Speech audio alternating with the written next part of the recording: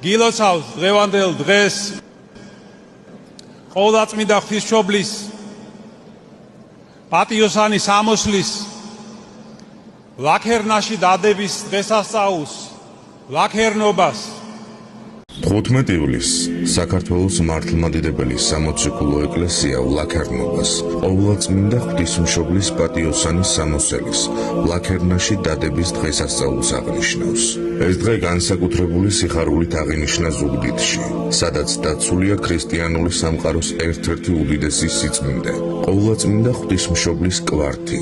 ტრადიციისამებრ დადიანების სასახლეში დავანებული სიწმინდე საზეიმო ლიტანიობით ზუგდიდის ივერიის ყოვლადწმინდა ღვთისმშობლის ხატის სახელობის საკათედრო ტაძარში გადააბრძანეს, სადაც სადღესასწაულო ღვთისმსახურება აღევლინა.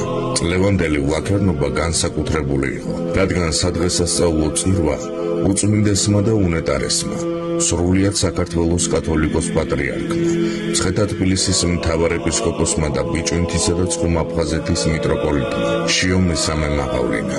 პატრიარქთან ერთად მსახურობდნენ ზუგდიდისა და ცაიშის მიტროპოლიტი გერასიმი, წმინდა სინოდის წევრები და საქართველოს მართლმადიდებელი ეკლესიის სასულიერო პირები.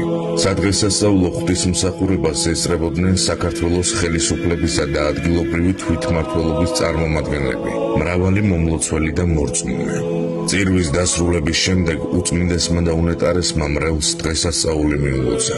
დაულოცა შეკრებილი საზოგადოება და მადლობა გადაუხადა მიტროპოლიტ გერასიმის და ეპარქიის სამღვდელოებას ერთგული და თავდადებული მსახურებისთვის.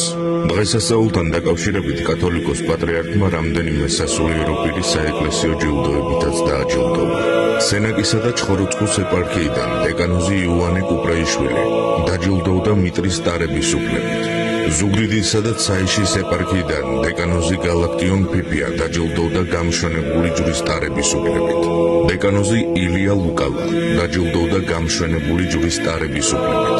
მოხდელი დავით ქირია აყვანილ იქნა დეკანოზის ხარისხში და დაჯილდოვდა ოქროს ჯვრის ტარების უფლებით. ლაქერნობა საქართველოს ეკლესიის ერთ-ერთი გამორჩეული დღესასწაულია, რომელიც ღვთისმშობლისადმი განსაკუთრებულ პატივისცემას, რწმენის სიმტკიცესა და ქართველი ერის სულიერ ერთობას გამოხატავს.